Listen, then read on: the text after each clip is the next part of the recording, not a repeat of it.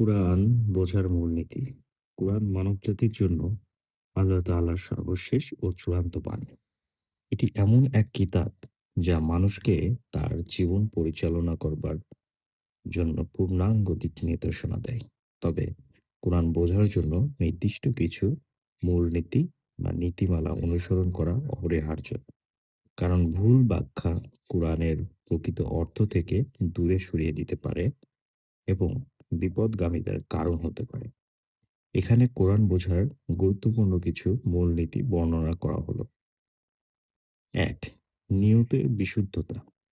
কোরআন বোঝার প্রথম ও প্রধান শর্ত হলো পাঠকের নিয়ত বিশুদ্ধ হওয়া। কোরআন বোঝার ক্ষেত্রে উদ্দেশ্য হওয়া উচিত সঠিক পথের অনুসন্ধান এবং আল্লাহর সন্তুষ্টি অর্জন। জ্ঞান অর্জনকে আত্মপ্রচার কিংবা বিতর্কের হাতিয়ার বানানো কখনোই গ্রহণযোগ্য নয়। নিয়ত যদি নিরপেক্ষ এবং সৎ না হয়, তবে তার মাধ্যমে সঠিক পথ পাওয়া যায় না। হাদিসে এসেছে আল্লাহর রাসূল সাল্লাল্লাহু আলাইহি ওয়াসাল্লাম বলেছেন, নিশ্চয়ই সকল কাজ নিয়তের উপর নির্ভরশীল। প্রত্যেক ব্যক্তি তাই পায় যার নিয়ত সে করে। তাই সবকিছুর আগে আমাদের জন্য জরুরি হলো নিয়তকে পরিশুদ্ধ করে নেওয়া। আর এই বিশুদ্ধতা অর্জনে কয়েকটি পথ অবলম্বন করা যেতে পারে। কোরআন পাঠ শুরু করার আগে ও পাঠ চলাকালে আল্লাহকে স্মরণ করা এবং তার সন্তুষ্টি অর্জনের জন্য দৃঢ় সংকল্পবদ্ধ হওয়া। নিজের নিয়তকে যাচাই করা, যেন এতে কোনো দুনিয়াবি উদ্দেশ্য বা অন্যের প্রশংসা লাভের আশা না থাকে। নিয়তে যদি কোনো ভুল উদ্দেশ্য মিশে যায়, তবে তাওবা করে আল্লাহর কাছে ক্ষমা চাওয়া এবং নিয়ত সংশোধন করে নেওয়া। ২. কোরআনের মাধ্যমে কুরআন বোঝা। কুরআন নিজেই নিজের ব্যাখ্যা প্রদান করেছে। একটি আয়াতের অর্থ বোঝার জন্য কোরআনের অন্য আয়াতগুলো পর্যালোচনা করা উচিত। কারণ কোরআনের কোনো একটি আয়াতের অর্থ অস্পষ্ট হলে অনেক সময় দেখা যায় কোরআনের অন্য জায়গায় সেই বিষয়ে বিস্তারিত ব্যাখ্যা রয়েছে। যেমন সূরা ফাতিহার ৭ নম্বর আয়াতে বলা হয়েছে, "আমাদেরকে সঠিক পথ দেখাও, তাদের পথ যাদের উপর তুমি অনুগ্রহ করেছ।" এখানে অনুগ্রহ প্রাপ্ত কারা তাদের পরিচয় নেই। সেটা আমরা খুঁজে পাই সূরা নিসার ৬৯ নম্বর আয়াতে। যারা আল্লাহ ও রাসূলের কথা মতো চলে তারা থাকবে নবী, সিদ্দিক, শহীদ এবং নেককার লোকদের সঙ্গে, যাদের উপর আল্লাহর অনুগ্রহ করেছেন। বন্ধু হিসেবে তারা অত্যন্ত চমৎকার। সুতরাং পরিপূর্ণভাবে কোরআন বোঝার জন্য একই বিষয়ে কোরআনের অন্য জায়গায় কি এসেছে সেদিকে সতর্কভাবে খেয়াল রাখা উচিত। রাসূল সাল্লাল্লাহু আলাইহি সাল্লামের সুন্নাহর অনুসরণ। কোরআন বোঝার ক্ষেত্রে রাসূল সাল্লাল্লাহু আলাইহি ওয়াসাল্লামের ব্যাখ্যা ও সুন্নাহ অপরিহার্য। কেননা তিনিই কোরআনের প্রথম ব্যাখ্যাকারী এবং কোরআনের প্রতিটি বিধান তার জীবন ও কর্মে বাস্তবায়িত হয়েছে। রাসূল সাল্লাল্লাহু আলাইহি ওয়াসাল্লাম এর হাদিস ও সুন্নাহ কোরআন বোঝার একটি মৌলিক চাবিকাঠি। হাদিস ও সুন্নাহ মূলত কোরআনেরই ব্যাখ্যা। কোরআন অনেক ক্ষেত্রে সারসংক্ষেপ আকারে নির্দেশনা দিয়েছে, আর সেই নির্দেশনাগুলোর বিশদ ব্যাখ্যা হাদিস ও সুন্নাহর মাধ্যমে পাওয়া যায়।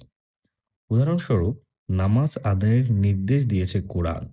তবে কিভাবে নামাজ আদায় করতে হবে রাসূল সাল্লাল্লাহু আলাইহি ওয়াসাল্লাম তার সুন্নাহর মাধ্যমে তা শিখিয়েছেন।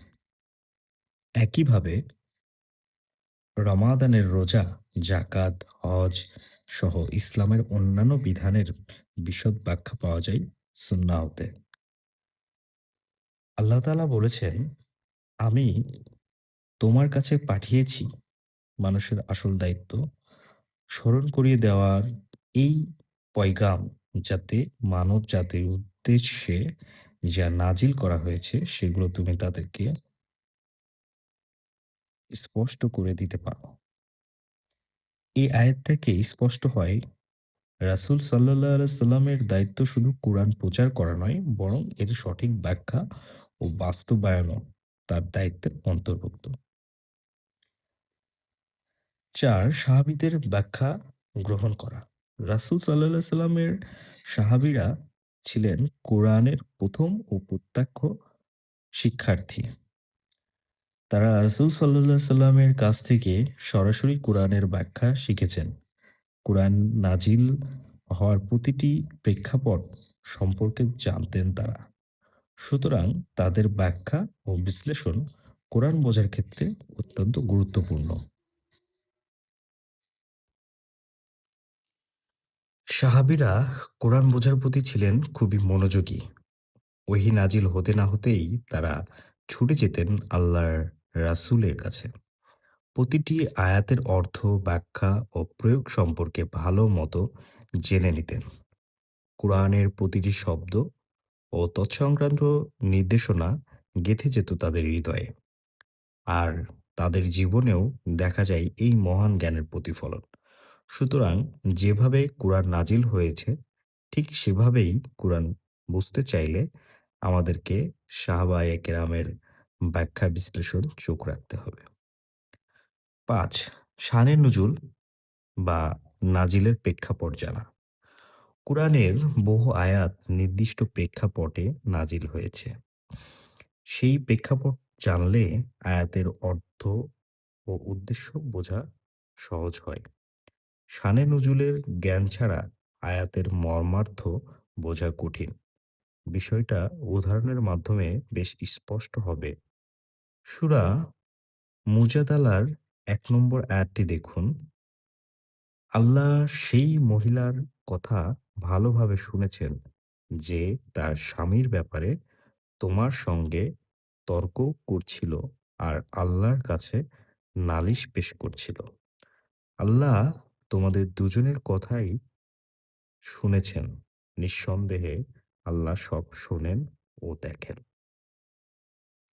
এই আয়াতটি খাউলা বিনতু সালাবা এর ঘটনা নিয়ে নাজিল হয়েছে। তার স্বামী তাকে জিহার পদ্ধতিতে তালাক দেন। যা ছিল অবৈধভাবে স্ত্রীর সঙ্গে সম্পর্ক ত্যাগের একটি প্রাচীন আরব প্রথা। তিনি আল্লাহর রাসূল সাল্লাল্লাহু আলাইহি সাল্লামের কাছে অভিযোগ করেন, এ বিষয়ে কোনো নির্দিষ্ট বিধান তখন পর্যন্ত কোরআনে ছিল না। তখন আল্লাহ এই আয়াত নাজিল করে জিহার এর জন্য কাফফারা নির্ধারণ করেন। এই প্রেক্ষাপট না জানলে আয়াতের মূল বার্তা অনুধাবন করা বেশ কঠিন। তাই সঠিকভাবে কোরআন বুঝতে হলে শানে নুজুল গুলো ভালো করে জানতে হবে।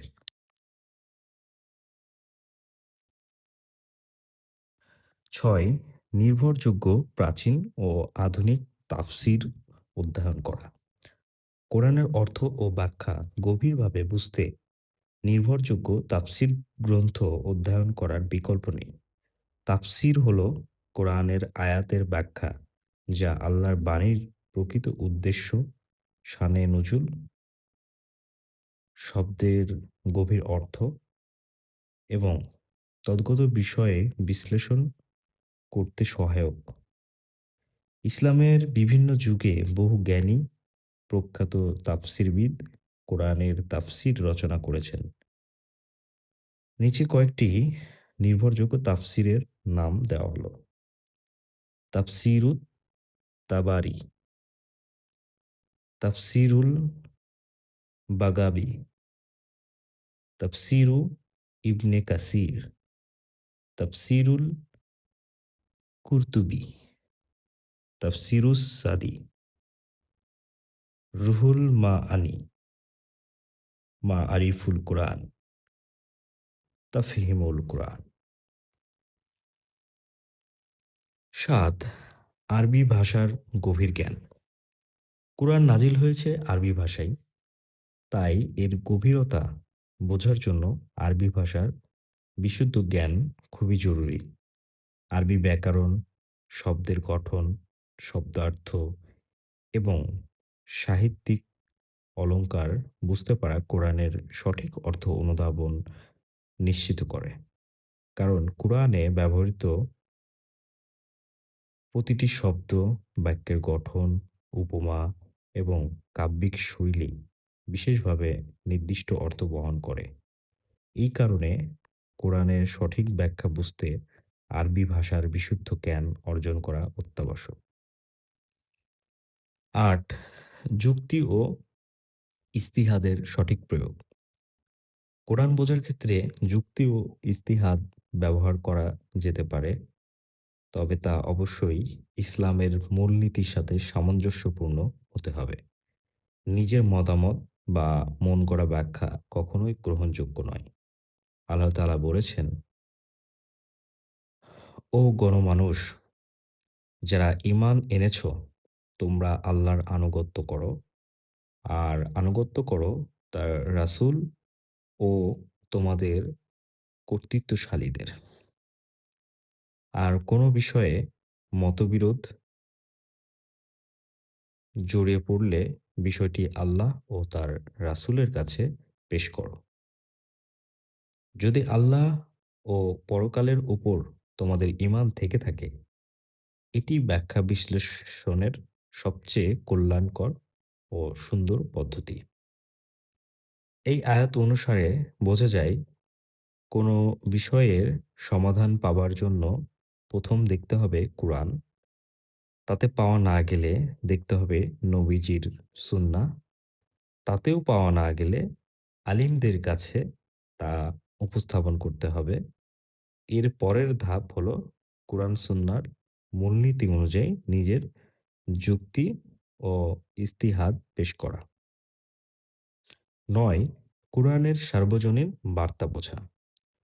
কুরআন একটি নির্দিষ্ট জাতি বা সময়ের জন্য নয়, এটি সকল যুগ, সকল জাতি, সকল মানুষের জন্য। তাই কোরআন বোঝার জন্য আমাদেরকে এর সর্বজনীন বার্তাকে সামনে রেখেই অধ্যয়ন করতে হবে। কোরআন আল্লাহর পক্ষ থেকে মানব জাতির জন্য একটি মহামূল্যবান সম্পদ। এটি বোঝার জন্য শুদ্ধ নিয়ত, সঠিক জ্ঞান এবং নির্ভরযোগ্য পদ্ধতির প্রয়োজন। কোরআনের গভীরতা উপলব্ধি করতে হলে এর প্রতিটি শব্দ, বাক্য এবং বার্তাকে গভীরভাবে বুঝতে হবে। যদি আমরা সঠিক নিয়ম মেনে কোরআন অধ্যয়ন করি, তবেই এটি আমাদের জীবনের প্রতিটি ক্ষেত্রে আলোর পথ দেখাবে এবং আখিরাতে সফলতা অর্জনের পথ সুগম করবে।